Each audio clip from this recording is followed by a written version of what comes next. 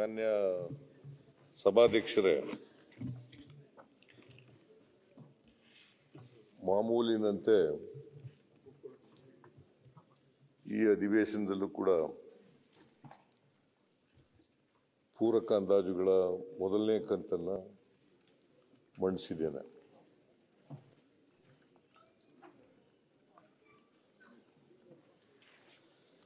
ಇದು ಸಂವಿಧಾನನೇ ಅವಕಾಶ ಮಾಡಿಕೊಟ್ಟಿದೆ ಪೂರಕ ಅಂದಾಜುಗಳನ್ನು ಮಂಡಿಸಲಿಕ್ಕೆ. ಯಾವುದೇ ಒಂದು ಬಾಬುಗೆ ಹೆಚ್ಚು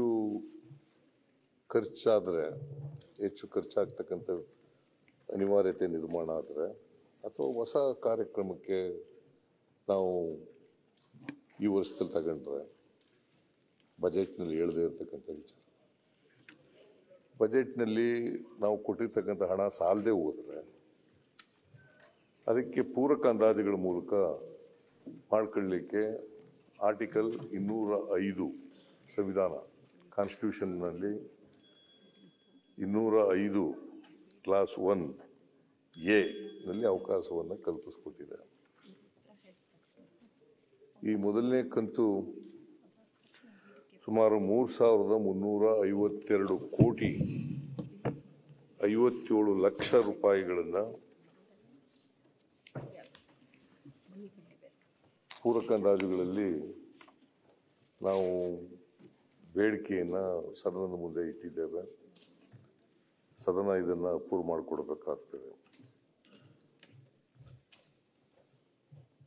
ಇದು ಒಟ್ಟು ಆಯವ್ಯಯದ 0.78% ಇದೆ. ಒಟ್ಟು ಆಯವ್ಯಯ 4,09,000 ಕೋಟಿ 500 ಚಿಲ್ಲರೆ ಎಷ್ಟು ಕೋಟಿ ಇದೆ. ಆ ಆಯವ್ಯಯ ಗಾತ್ರದಲ್ಲಿ 3,352.57 ಕೋಟಿ ಅಷ್ಟು ಪೂರಕ ಅಂದಾಜುಗಳನ್ನು ಮಂಡಿಸಿದ್ದೀವಿ. ಇದರಲ್ಲಿ 2,562 ಕೋಟಿ 14 ಲಕ್ಷ ರೂಪಾಯಿಗಳು ರಾಜಸ್ವ ವೆಚ್ಚ ಆಗಿರ್ತದೆ, ರೆವಿನ್ಯೂ ಎಕ್ಸ್ಪೆಂಡಿಚರ್. 790 ಕೋಟಿ 42 ಲಕ್ಷ ಬಂಡವಾಳ ವೆಚ್ಚ ಆಗಿರ್ತದೆ. ಈ ಹೆಚ್ಚುವರಿ ವೆಚ್ಚದಲ್ಲಿ 820.70 ಕೋಟಿ ಕೇಂದ್ರ ಸರ್ಕಾರದ ಸ್ವೀಕೃತಿಗಳಿಂದ ಬರ್ತದೆ. ಮತ್ತೆ 262 ಕೋಟಿ 20 ಲಕ್ಷ ರಿಸರ್ವ್ ಫಂಡ್ನಿಂದ ಭರಿಸ್ತೀವಿ. ಒಟ್ಟು ಔಟ್ಗೋಯಿಂಗ್ ಕ್ಯಾಶ್ ಔಟ್ಫ್ಲೋ ಆಗೋದು ಟ್ರೆಜರಿಯಿಂದ ಔಟ್ಫ್ಲೋ ಆಗೋದು ಎಷ್ಟಪ್ಪ ಅಂತಂದರೆ 2,269.66 ಕೋಟಿ 2,269.66 ಕೋಟಿ.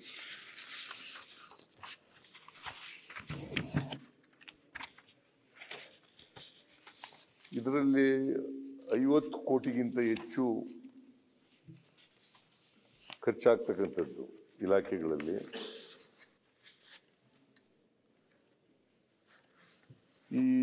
ಹೇಗೆ ಇದನ್ನು ಸರ್ಪ್ಲಸ್ಗಳು ತೆಗೆದು ರೆವಿನ್ಯೂ ರಿಸೀಟ್ಸಿಂದ ಒಂದು, ಸಾಲ ಪಡ್ಕೊಳ್ಳೋದ್ರಿಂದ ಒಂದು, ಮತ್ತು ರೀಅಪ್ರೋಪ್ರಿಯೇಷನ್ ಮಾಡ್ಕೊಳ್ಳೋದ್ರಿಂದ ಮೂರನೇದು. ಸೊ ಇತರೆ ಬಾಬ್ಗಳಿಂದ ನಾವು ಈ ಹಣನ ಪೂರೈಸ್ತಕ್ಕಂಥ ಕೆಲಸವನ್ನು ಮಾಡ್ತೀವಿ. ಇದು 50 ಕೋಟಿಗಿಂತ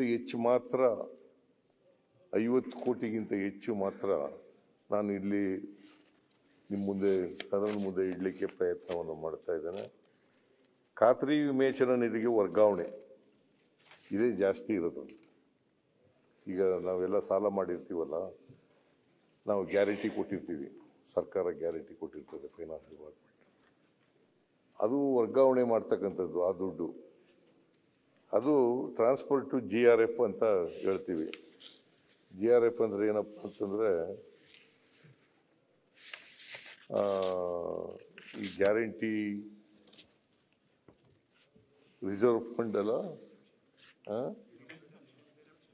redemption fund, guarantee redemption fund, guarantee redemption fund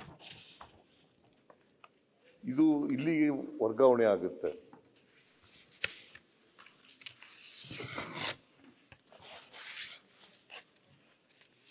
ಇದು 1,500 ಕೋಟಿ ಇದೇನೆ 1,500 ಕೋಟಿ.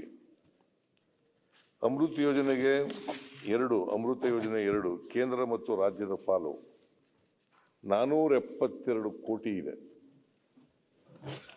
20 ಉಪಶಮನ ಕಾರ್ಯಗಳಿಗೆ ಅನುದಾನ 197.60 ಕೋಟಿ.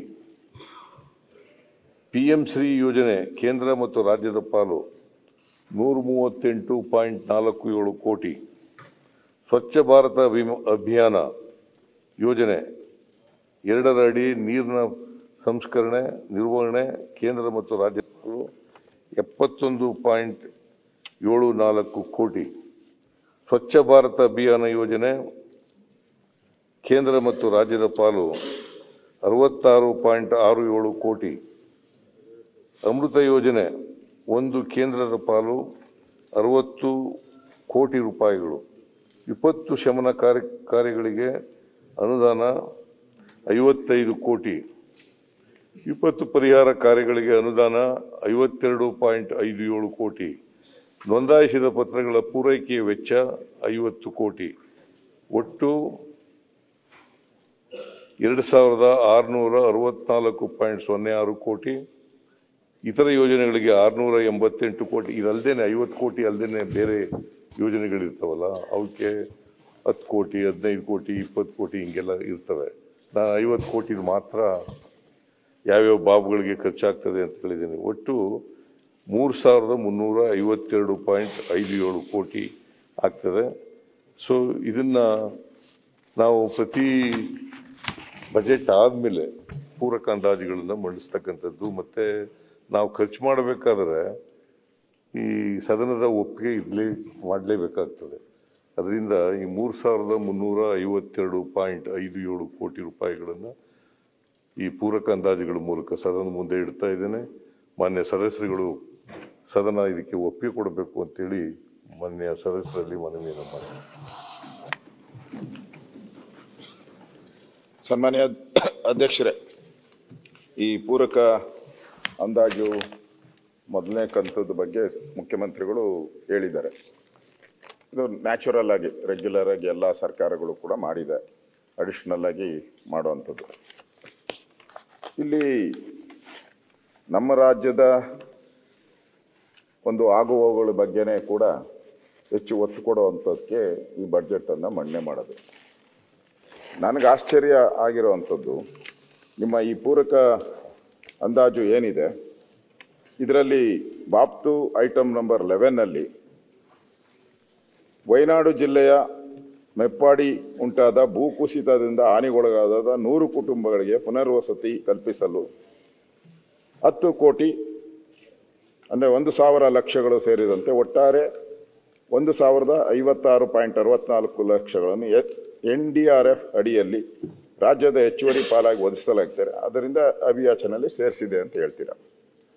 ಸೊ 100 ಮನೆಗೆ ಇವರು ಒಂದೊಂದು ಮನೆಗೆ 10 ಲಕ್ಷ ಕೊಡ್ತಾ ಇದ್ದಾರೆ. ನಮ್ಮಲ್ಲಿ ಮಳೆ ಬಂದು ಹಾನಿಗೊಳಗಾದಂಥ ನಮ್ಮ ಕರ್ನಾಟಕದ ಕನ್ನಡಿಗರಿಗೆ ನೀವೆಷ್ಟು ಕೊಡ್ತೀರಾ? 95,000 ಕೊಡ್ತಾ ಇದ್ದೀರಾ. 95,000. ಪಕ್ಕದ ಮನೆಯವ್ರಿಗೆ ಎಷ್ಟು ಕೊಡ್ತಾ ಇದ್ದೀರಾ? 10 ಲಕ್ಷ ರೂಪಾಯಿ ಕೊಡ್ತಾ ಇದ್ದೀರಾ. ಅವಶ್ಯಕತೆ ಇತ್ತಾ? ನಿಮ್ಮ NDRF ನಿಯಮಗಳೇನು ಹೇಳುತ್ತೆ, ನನಗೆ ಗೊತ್ತಿರೋ ಪ್ರಕಾರ NDRF ನಿಯಮಗಳೇನು ಹೇಳುತ್ತೆ, ಇದರಲ್ಲಿ consider to be disaster within the local context in the state ಅಂತ ಇದೆ. ಸ್ಟೇಟ್ ಒಳಗಡೆನೆ ನೀವು ಇದನ್ನ ಯೂಸ್ ಮಾಡಬೇಕು ಅನ್ನೋದಿದೆ. ಅಲ್ಲಿ ಡಿಸಾಸ್ಟರ್ ಆಗಿ ಯಾವಾಗೋ ಆಗೋಗಿದೆ, ಏನೋ ಆ ಸಂದರ್ಭದಲ್ಲಿ ಆಗಿದ್ರೆ ಆದ ತಕ್ಷಣ ಏನೋ ಮೆಡಿಕಲ್ ಫೆಸಿಲಿಟಿ ಕೊಡುವಂಥದ್ದು, ಏನೋ ಬಟ್ಟೆ ಕೊಡುವಂಥದ್ದು ಇದನ್ನ ನಾವು ನೋಡಿದ್ದೀರಿ. ಇಲ್ಲಿ ನಮ್ಮ ರಾಜ್ಯದಲ್ಲೇ ಇನ್ನೂ ನಾವು ಬಹಳಷ್ಟು ಜನಕ್ಕೆ ಇನ್ನೂ ಮನೆ ಕಟ್ಕೊಡಕ್ ಆಗ್ತಾ ಇಲ್ಲ. ನಾವು 95,000 ಕೊಡೋದು, ಕೇರಳದವ್ರಿಗೆ ಅವ್ರಿಗೆ ನೀವು 10 ಲಕ್ಷ ಕೊಡೋದು. ಇದು ನಮ್ಮವ್ರಿಗೆ ಮಗನಿಗೆ ಸುಣ್ಣ, ಅವ್ರಿಗೆ ಬೆಣ್ಣೆ ಹಚ್ಚೋದು ಯಾಕೆ ನನ್ನ ಪ್ರಶ್ನೆ. ಇದು ಒಳ್ಳೆ ಪದ್ಧತಿ ಅಲ್ಲ. ಇದು ಏನಕ್ಕೆ ಸಂದರ್ಭ ಆಗ್ತದೆ, ಮೆಡಿಸನ್ ಕಳಿಸ್ಬೇಕು, ಈ ಥರದೆಲ್ಲ ಮಾಡಿ ಅದು ವಯನಾಡಿಗೆ ಯಾಕೆ? ವಯನಾಡೆ ಕೇರಳದಲ್ಲಿ ವಯನಾಡು ಒಂದೇನ ಉಳಿದಿರೋದು, ಬೇರೆ ಯಾವುದು ಇಲ್ವಾ? ವಯನಾಡು ಬಿಟ್ಟರೆ ಬೇರೆ ಯಾವುದು ಇಲ್ವಾ? ಅಲ್ಲಿಗೆ ಕಳಿಸಿದ್ದೀರ. ಇದು ಸರಿಯಲ್ಲ. ಇದಕ್ಕೆ ನಮ್ಮ ಅಬ್ಜೆಕ್ಷನ್ ಇದ್ದೇ ಇರ್ತದೆ ಅಧ್ಯಕ್ಷರ. ಅದೇ ರೀತಿ ಇನ್ನೊಂದು ಬಹಳ ಪ್ರಮುಖವಾಗಿ ಬಾಪ್ತು ಸಂಖ್ಯೆ 2 ವಿಜಯನಗರದಲ್ಲಿ ನಡೆದ ಸಾಧನಾ ಸಮಾವೇಶ ಕಾರ್ಯಕ್ರಮಕ್ಕೆ ಸಂಬಂಧಪಟ್ಟಂತೆ ಖರ್ಚು ವೆಚ್ಚಗಳಿಗಾಗಿ ಒಟ್ಟು 10 ಕೋಟಿ ರೂಪಾಯಿ ಹೆಚ್ಚುವರಿಯಾಗಿ ಒದಗಿಸಿದೆ. ಚಿಕ್ಕಬಳ್ಳಾಪುರದ ನಂದಿಗಿರಿಧಾಮದಲ್ಲಿ ಜರುಗಿಸಿದ ಸಚಿವ ಸಂಪುಟ ಅದು ಬಿಡಿ, ಅದನ್ನ ಹೆಚ್ಚುವರಿಯಾಗಿ ಒದಗಿಸಿದೆ. ವಿಜಯನಗರದಲ್ಲಿ ಸಮಾವೇಶ ಮಾಡಿದ್ರಲ್ಲ, ಅದು ಕಾಂಗ್ರೆಸ್ ಸಮಾವೇಶ. ಕಾಂಗ್ರೆಸ್ಸಿನ ಸಾಧನಾ ಸಮಾವೇಶ ಅಷ್ಟೇ. ಸಮಾವೇಶ ಸರ್ಕಾರದ ಸಮಾವೇಶ ನಾವ್ಯಾರು ಹೋಗಿಲ್ಲ. ಅವರ ಲೀಡರ್ಗಳನ್ನೆಲ್ಲ ರಾಹುಲ್ ಗಾಂಧಿ ಕರೆದಿದ್ರ? ಸುರ್ಜೇವಾಲಾ ಕರೆದಿದ್ರಿ, ಕರೆದಿದ್ರು. ಸುರ್ಜೇವಾಲಾ ಯಾರು ಅವ್ರು ಯಾವ ಬೇಸಿಸ್ ಮೇಲೆ ಕರೀತೀರಾ ನೀವು? ಕರ್ನಾಟಕದ ಎಂಪಿನ ಅವರು? ಅಲ್ಲ, ಕರ್ನಾಟಕದ ಎಂಪಿನ ಸುರ್ಜೇವಾಲಾ ಅವರು? ಅಲ್ಲ, ವಿರೋಧ ಪಕ್ಷ ನಾಯಕರು ನಿಮ್ಮನ್ನು ಕರೆದಿತ್ತು. ಅಲ್ಲ, ಪೂರ್ತಿ ಅಲ್ಲಲ್ಲ. ಓಕೆ, ನಾನು ತಪ್ಪು ಹೇಳಿದ್ರೆ ಬೇಡ, ನೀವು ಎದೆ ಮುಟ್ಕೊಂಡು ಹೇಳ್ಬಿಡಿ. ಅದೇನ ನಮ್ ಸಮಾವೇಶನ? ಎಲ್ಲಾ ಪಾರ್ಟಿ ಸಮಾವೇಶನ? ಅದು ಕಾಂಗ್ರೆಸ್ ಸಮಾವೇಶ. ಅದು ಕಾಂಗ್ರೆಸ್ ಬಿಜೆಪಿ ಸಮಾವೇಶ ಮಾಡಬೇಕಾಗಿತ್ತು, ಪಾರ್ಟಿಯಿಂದ ಕೊಡ್ಬೇಕಾಯ್ತು. ಕಾಂಗ್ರೆಸ್ ಪಾರ್ಟಿಯಿಂದ ಕೊಟ್ಟಿದ್ರೆ ಅದಕ್ಕೆ ಅರ್ಥ ಬರ್ತಾ ಇತ್ತು. ಪೂರ್ತಿ ಅಲ್ಲಿ ಸರ್ಕಾರ ಸಮಾವೇಶ ಅಲ್ಲಲ್ಲ. ನೀವು ಹೇಳಿದ್ರಿ ಏನೋ ಸಮಾವೇಶ ವಿರೋಧ ಪಕ್ಷದ ನಾಯಕರು ಕರೆದ ದಾರಿ ಉದ್ದಕ್ಕೂ ಒಂದೇ ಆದ್ರೂ ಬಿಜೆಪಿ ಫ್ಲಾಗ್ ಇತ್ತ? ಇಲ್ಲ ಆರ್ ಅಶೋಕ್ ಒಂದು ಫೋಟೋ ಇತ್ತ? ಎಲ್ಲಾದ್ರೂ ಒಂದು ಸಣ್ಣ ಫೋಟೋ, ಸ್ಟಾಂಪ್ ಸೈಜ್ ಒಂದು ಫೋಟೋ ಹಾಕಿ ನಮ್ದು ಹಾಕ್ತೀರಿ ನೀವು? ಅಲ್ಲ, ನೀವು ನಮ್ದು ಹಾಕ್ತೀರಿ? ಬೇಡ, ಬಿಜೆಪಿ ಬೇಡ. ನರೇಂದ್ರ ಮೋದಿ ಅವ್ರು ಕರೆದ್ರಲ್ಲ, ನಮ್ದು ಹಾಕಿದ್ರೇನ? ನೀವೆಷ್ಟು ಸಮಾವೇಶ ಮಾಡಿ ನಮ್ಮನ್ನ ನಮ್ಮ ಫೋಟೋ ಒಂಥರ ನನಗನ್ಸುತ್ತೆ ಇದು ಹಣದಿಂದ ಖರ್ಚು ಮಾಡಿದ್ದ ಬಾವುಟಗಳು, ಫ್ಲೆಕ್ಸ್ಗಳು, ಬಾವುಟಗಳನ್ನ ನಿಮ್ಮ ಸರ್ಕಾರದ ಹಣದಿಂದ ಮಾಡಿಲ್ಲ, ಕೇಂದ್ರ ಸರ್ಕಾರದ ಹಣ ಖರ್ಚು ಮಾಡಿಲ್ಲ. ನೀವು ಸಮಾವೇಶ ಮಾಡಿ ಸಾಧನೆ ನೀವೇನೇನ್ ಮಾಡಿದ್ದೀರಾ ಅದನ್ನ ಹೇಳುವಂತದಕ್ಕೆ ನಿಮ್ಗೆ ಅಧಿಕಾರ ಇದೆ. ಯಾಕಂದ್ರೆ ಯಾವುದೇ ಸರ್ಕಾರಗಳು ಬಂದಾಗ ಆ ಸರ್ಕಾರಗಳು ಸಾಧನೆ ಮಾಡಿದಿರಿ ಅಂತ ಹೇಳ್ಕೊಂಬೇಕು, ಜನಕ್ಕೆ ಹೇಳ್ಬೇಕು. ಮಾಡಿದಾರೋ ಬಿಡಿದಾರೋ ಜನ ತೀರ್ಮಾನ ಮಾಡ್ತಾರೆ ಅಲ್ಟಿಮೇಟ್ ಆಗಿ. ಮಾಡದೇ ಇದ್ರು ಹೇಳ್ಕೊಬಹುದು. 5 ವರ್ಷ ಆದ್ಮೇಲೆ ಜನ ಅದನ್ನ ತಕ್ಕಡಿಯಲ್ಲಾಗಿ ತೂಗ್ತಾರೆ, ಅದನ್ನ ಬೇರೆ ಪ್ರಶ್ನೆ. 5 ಗ್ಯಾರಂಟಿ ಇದು ನೀವು ಎಲ್ಲ ಸರ್ಕಾರದ್ದು ಅಂತ ಹೇಳಿದ್ರೆ ನಂದು ಒಂದಷ್ಟು ಫೋಟೋ ಹಾಕ್ಬೋದಾಯ್ತು, ವಿರೋಧ ಪಕ್ಷದ ನಾಯಕರು ಅಲ್ಲಿ ಅವ್ರದ್ದು ಹಾಕ್ಬೋದಾಯ್ತು. ಅಲ್ಲಲ್ಲ, ನಾನು ಹೇಳೋದು ನಿಮ್ಗೆ ಈ ಏನು ಗೈಡ್ಲೈನ್ಸ್ ಪ್ರಕಾರ, ಏನು ಪ್ರೋಟೋಕಾಲ್ ಪ್ರಕಾರ ನಮ್ಮ ಕೇಂದ್ರದ ಸಚಿವರು 4 ಜನ ಇದ್ದಾರೆ, ಕೇಂದ್ರ ಸಚಿವರು. ಅವ್ರದ್ದು ಒಂದು ಸ್ಟಾಂಪ್ ಫೋಟೋ ಹಾಕ್ಬೇಕಾಯ್ತು. ಎಲ್ಲ ಹಾಕಿದ್ದೀರಾ? ಏನು ಹಾಕಿಲ್ಲ. ಲೆಕ್ಕ ಮಾತ್ರ ನಮಗ್ ಬರ್ದಿದ್ದೀರಾ ನೀವು. ತಿಂದಿದ್ದು ನೀವು, ಲೆಕ್ಕ ನಮಗೆ. ಸರಿನಾ ಇದು? ಅದರಿಂದ ದಯವಿಟ್ಟು ಇದನ್ನ ತೆಗಿಯೋದು ಒಳ್ಳೇದು. ಅವ್ರ ಪಾರ್ಟಿಯಿಂದ ಅದು 10 ಕೋಟಿ ಏನಾಯ್ತಾ ಕೊಟ್ಬಿಡ್ಲಿ. ಅವ್ರಿಗೇನು ರೂಲಿಂಗ್ ಪಾರ್ಟಿ ಅದೇನು ದೊಡ್ಡದೇನಾಗಲ್ಲ, ಅವ್ರ ಪಾರ್ಟಿಯಿಂದ ಕೊಟ್ಕೊಡ್ಲಿ. ಸರ್ಕಾರದ ವೆಚ್ಚದಲ್ಲಿ ಅದನ್ನ ಸೇರ್ಸೋದು ಒಳ್ಳೇದಲ್ಲ. ಇದು ಒಳ್ಳೆ ಸಂಪ್ರದಾಯ ಅಲ್ಲ. ಈ ತರ ಮಾಡ್ತಾ ಹೋದ್ರೆ ಎಲ್ಲಾನು ಕಾರ್ಯಕ್ರಮಗಳು ಇನ್ಮೇಲೆ ಎಲ್ಲಾ ಪಾರ್ಟಿಯವರು ಇದೇ ಅಭ್ಯಾಸ ಮಾಡ್ಕೊಂಡ್ರೆ ಸರ್ಕಾರ ದುಡ್ಡು ಬಿರಿ ಸಾಧನಾ ಸಮಾವೇಶಕ್ಕೆ ಹೊರಟೋಗ್ತದೆ. ಇವೆರಡೂ ಕೂಡ ವಯನಾಡಿಗೆ ಕೊಟ್ಟಿರೋ ಮತ್ತು ಈ ಸಮಾವೇಶ ಒಳ್ಳೆ ಸಂಪ್ರದಾಯ ಅಲ್ಲ ಅಂತ. ಯಾಕಂದ್ರೆ ಅವ್ರು 14-15, ನಾವಿನ್ನ ಅರ್ಧ ಬಡ್ಜೆಟ್ ಅನ್ನು ಮಂಡನೆ ಮಾಡಿಲ್ಲ ನಾವು.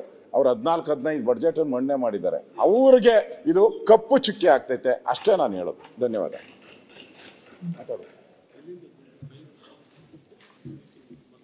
ಮಾನ್ಯ ಅಧ್ಯಕ್ಷರೇ,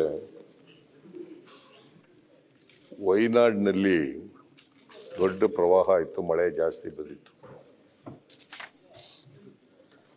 ಪ್ರಕೃತಿ ವಿಕೋಪದಿಂದ ದೊಡ್ಡ ಮಳೆ ಆಯಿತು, ಲ್ಯಾಂಡ್ ಸ್ಲೈಡ್ ಎಲ್ಲ ಆಗ್ಬಿಟ್ಟಿತ್ತು, ಮನೆಗಳೆಲ್ಲ ಕೊಚ್ಚಿ ಹೋಗ್ಬಿಟ್ಟಿತ್ತು. It's a national disaster actually. ಸಾಮಾನ್ಯವಾಗಿ ಇತರ ರಾಜ್ಯಗಳು ನೆರವು ಕೊಡ್ತಕ್ಕಂಥದ್ದು ಸ್ವಾಭಾವಿಕ.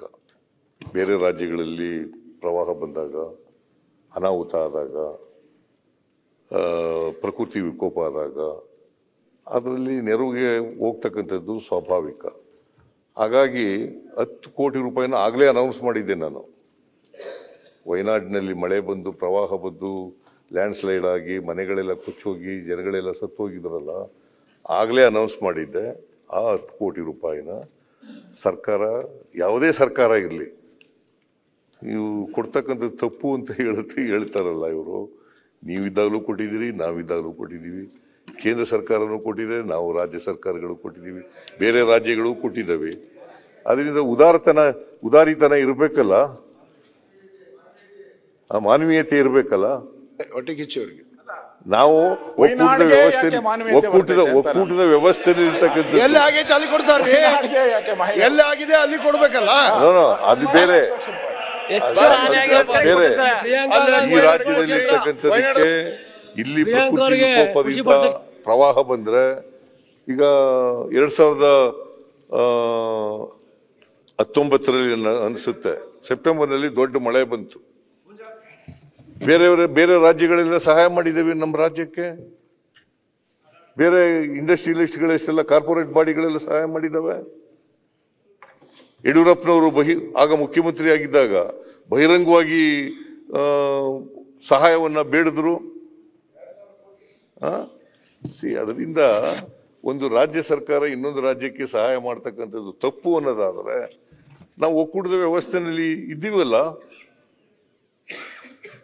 ಇಡೀ ದೇಶದಲ್ಲಿ ನಾವು ಒಕ್ಕೂಟದ ವ್ಯವಸ್ಥೆಯಲ್ಲಿ ಇರುವಾಗ ಸಹಾಯ ಮಾಡ್ತಕ್ಕಂಥದ್ದು ಸ್ವಾಭಾವಿಕ. ಅದು ಮಾನವೀಯತೆಯಿಂದ ಮಾಡಿರ್ತಕ್ಕಂಥ ಪ್ರಯತ್ನ. ಸರ್, ತಾವು ಮಾನ್ಯ ಮುಖ್ಯಮಂತ್ರಿಗಳು ಸಹಾಯ ಮಾಡಿದ್ದು ನಿಜವಾದ ನಿಮ್ಮ ದೊಡ್ಡತನ. ಆದ್ರೆ ಇಲ್ಲಿ ನಮಗೆ ಯಾರಿಗೆ ಏನಿಲ್ಲ ಅಲ್ಲ, 2.5-3 ವರ್ಷದಿಂದ ಕೂತ್ಕೊಳ್ಳಪ್ಪ, ನಮಗೆ ಗತಿಯೇ ಇಲ್ಲ. ಹಾಗೆ ಆಗಿದೆಲ್ಲ ಶಾಸಕರಿಗೆ.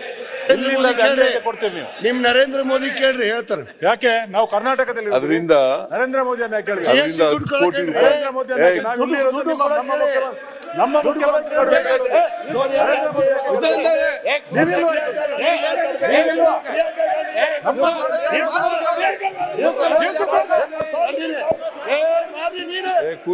ಕೂರಿ ಸುರೇಶ್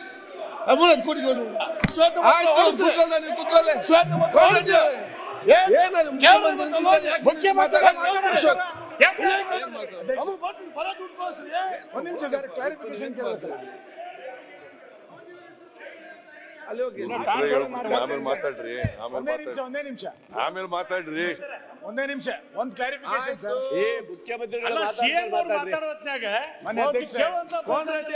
ನೀವೆಲ್ಲರಿಗೂ ಒಂದು ಅಡ್ವೈಸರ್ ಆಗಿದ್ದಾರಲ್ಲ ಈಗ. ಮಾನ್ಯ ಅಧ್ಯಕ್ಷೆ 3,352 ಕೋಟಿ ರೂಪಾಯಿಯನ್ನ ಹೆಚ್ಚುವರಿಯಾಗಿ ನೀವು ಕೇಳಿದಿರಿ. ಈ ಹಣವನ್ನ ಎಲ್ಲಿಂದ ಒದಗಿಸ್ತೀರಿ? ನೀವು 5ನೇ ಪಾಯಿಂಟ್ ಅಲ್ಲಿ ಹೇಳಿದಿರಿ ಇದಕ್ಕೆ ಹೊಸ ಸಾಲವನ್ನು ಮಾಡಬೇಕು ಅಂತ ಹೇಳಿದಿರಿ. ಎಷ್ಟು ಸಾಲ ಮಾಡ್ತೀರಿ? ಅಥವಾ ಈ 3,500 ಕೋಟಿ ರೂಪಾಯಿಗೆ ಹೊಸ ಟ್ಯಾಕ್ಸ್ ಏನಾರು ಹಾಕ್ತೀರಾ?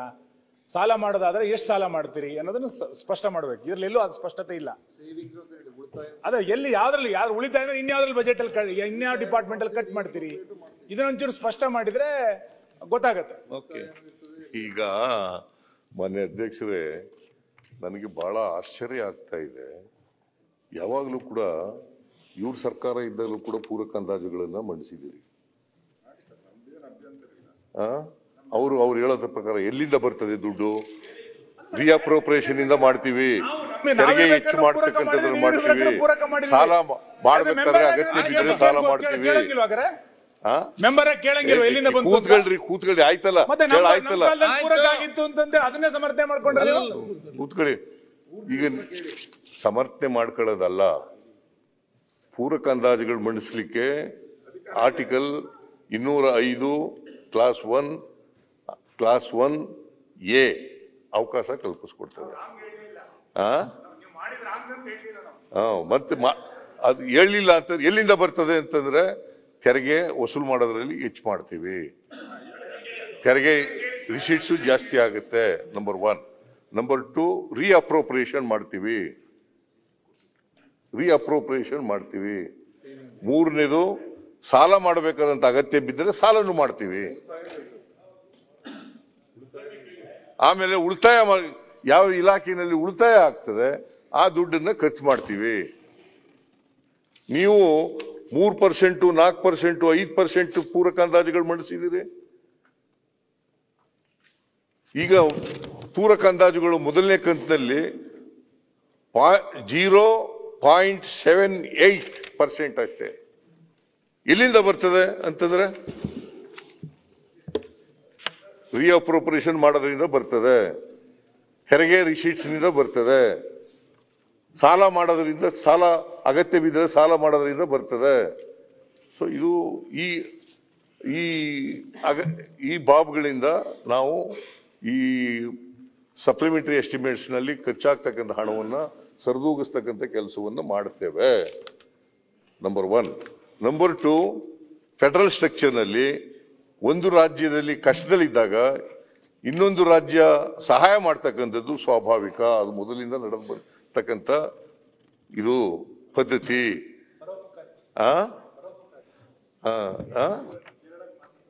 ನೀವು ಕರ್ನಾಟಕಕ್ಕೂ ಬೇರೆ ಮಾನವೀಯತೆ ಇಲ್ಲ ಅಂತಂದ್ರೆ ಇಲ್ಲ. ಕರ್ನಾಟಕಕ್ಕೆ ಬೇರೆ ರಾಜ್ಯದವರು ಕೊಟ್ಟಿದ್ದಾರೆ, ನಾವು ಮಾನವೀಯತೆಯಿಂದ ಮೆರೆದಿದ್ದೀವಿ, ಹಿಂದೆ ಕೊಟ್ಟಿದ್ದಾರೆ. ನೀವು ಮಾನವೀಯತೆ, ಈಗ ನಮ್ ಪಾಪ ಸಾವಿರಾರು ಕೋಟಿ ಖರ್ಚಾಗುತ್ತೆ ವಯನಾಡಿನಲ್ಲಿ, ನಾವು ಕೊಡೋದು 10 ಕೋಟಿ ಅಷ್ಟೇನೆ. It's A gesture, it's A good gesture. ರಾಜ್ಯಕ್ಕೆ ಗೌರವ, ಹ್ಯುಮ್ಯಾನಿಟಿ ಅಂಡ್ ಕನ್ಸಿಡರೇಷನ್. ಹಾಗೆ ಉತ್ತರಾಖಂಡದಲ್ಲಿ ಆಯ್ತು, ಕೊಡ್ಲಿಲ್ಲ. ಹಿಮಾಚಲ್ ಪ್ರದೇಶ ಎಲ್ಲೆಲ್ಲ ಕೊಟ್ಟಿದೀವಿ. ಈಗ ಆಗಿದೆ, ಕಾಶ್ಮೀರದಲ್ಲಾಗಿದೆ, ಉತ್ತರಾಖಂಡದಲ್ಲಾಗಿದೆ, ಹಿಮಾಚಲ್ ಪ್ರದೇಶದಲ್ಲಾಗಿದೆ. ಹೌದು, ಎಲ್ಲ ಕಡೆ ಆಗಿದೆ. ಎಲ್ಲಿ ಕೊಡಬೇಕು, ಎಲ್ಲಿ ಪಕ್ಕದ ರಾಜ್ಯ ಇದು. ಹೃದಯವಂತಿಕೆ ಸರ್, ಮಾತ್ರ ಹೃದಯವಂತಿಕೆ ಅಂತ. ನಾವು ಹೃದಯವಂತರು, ಇವರು ಹೃದಯ ಇಲ್ಲದವರು ಹೃದಯಹೀನರು. ನಿಮ್ಮ ಹೃದಯ ವಯನಾಡಿಗೆ ಮಾತ್ರ ಇರೋದು, ಬೇರೆ ಕಡೆ ಇಲ್ಲ. ಹೃದಯವಂತರು ನಾವು, ವಯನಾಡಿಗೆ ಮಾತ್ರ ಇವರು ಹೃದಯಹೀನರು. ಅದರಿಂದ ಮಾನ್ಯ ಅಧ್ಯಕ್ಷರೇ, ಇದು ಒಂದು.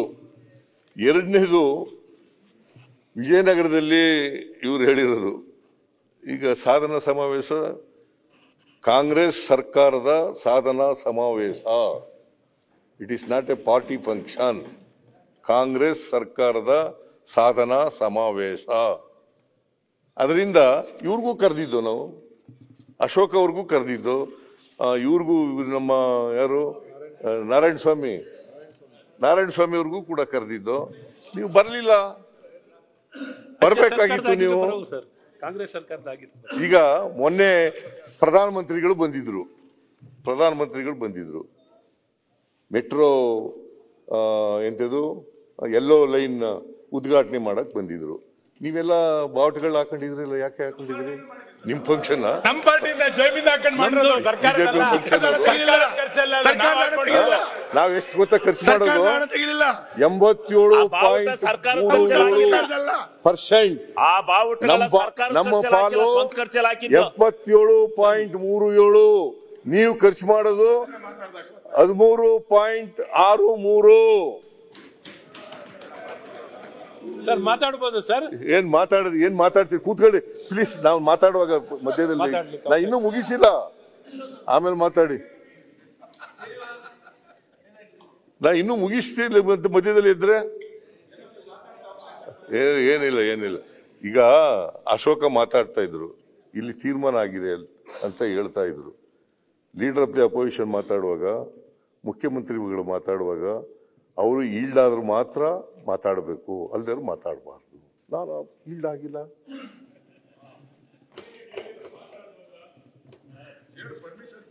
ಪರ್ಮಿಷನ್ ಕೊಡಲ್ಲ, ಈಲ್ಡ್ ಆಗಲ್ಲ, ಪರ್ಮಿಷನ್ ಕೊಡಲ್ಲ. ನೀವು ನಿಮ್ಮ ಹೃದಯ ದೊಡ್ಡದಲ್ಲ. ನಿಮಗೆ ಹೃದಯ, ನೀವು ಮಾತಾಡುವಾಗ ಹೃದಯ ಚಿಕ್ಕದಾಗಿರ್ತದೆ. ನಾವು ಮಾತಾಡುವಾಗ ಎಲ್ಲರಿಗೂ ಒಂದೇ ಅಲ್ವಾ? ನೀವು ಮಾತಾಡುವಾಗ ಒಂದೇ, ನಾನು ಮಾತಾಡುವಾಗ ಒಂದೇ ಅಲ್ವಾ? ದಯಮಾಡಿ ಇವರು ಅದರಿಂದ ನಾನು ಹೇಳಕ್ ಹೋಗೋದಿಲ್ಲ. ಈಗ ಮೆಟ್ರೋ ಬಗ್ಗೆ ಮಾತಾಡಕ್ ಹೋದ್ರೆ ಮತ್ತೆ ಅವ್ರು ಎದ್ಬಿಡ್ತಾರೆ ಎಲ್ಲ ಏನ್